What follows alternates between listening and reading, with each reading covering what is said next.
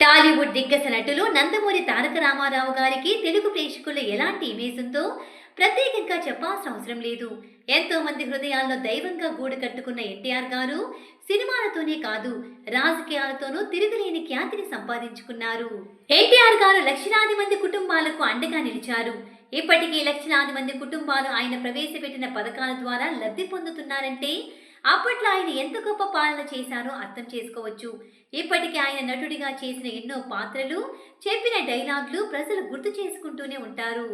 ఒక పాత్రలో ఆయన నటించారు అంటే ఆ పాత్రలో పరకాయ ప్రవేశం చేసి మరీ ఆకట్టుకునేవారు. పౌరాణిక పాత్రల్లో ఎన్టీఆర్ గారు కేర్ ఆఫ్ అడ్రస్ గా ఉండేవారు. ఇప్పటికీ ప్రేక్షకుల హృదయాల్లో కృష్ణుడిగా, రాముడిగా, దుర్యోధనుడిగా, కర్ణుడిగా తిరుగులేని ముద్ర వేసుకున్న ఎన్టీఆర్ గారు రాముడు, కృష్ణుడు అనగానే కేవలం ఆయన మాత్రమే గుర్తుకు వచ్చే రేంజ్కి ఎదిగారు. అలా ఎన్టీఆర్ గారు నటించి ఎంతో గుర్తింపు తెచ్చుకున్న సినిమాల్లో దానవీర సూరకర్ణ ఒకటి. ఇందులో దుర్యోధన, కృష్ణ, కర్ణ పాత్ర నటించి మెప్పించారు. త్రిపాత్ర అభినయం చేసిన ఈ సినిమా 1977 జనవరి 14న రిలీజ్ అయి తిరిగిలేని విజయాన్ని దక్కించుకుంది.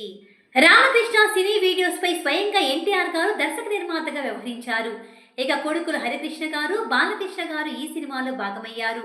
అప్పట్లో 20 లక్షల బడ్జెట్తో తీసిన ఈ సినిమా ఏకంగా 3 సార్లు రిలీజ్ అయి 15 రెట్లు ఎక్కువ లాభాలను దక్కించుకోవడం విశేషం.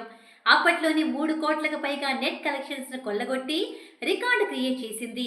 అప్పట్లోనే సినిమాను 4 గంటల నిడివితో 25 రీల్స్ తెరకెక్కించి చరిత్ర క్రియేట్ చేశారు. భారతదేశ సినీ చరిత్రలోనే అతిపెద్ద సినిమాగా రికార్డు క్రియేట్ చేసిన దానవీర సూరకర్ణ ఏకంగా 9 కేంద్రాల్లో 100 రోజులు ఆడి సంచలనం సృష్టించింది.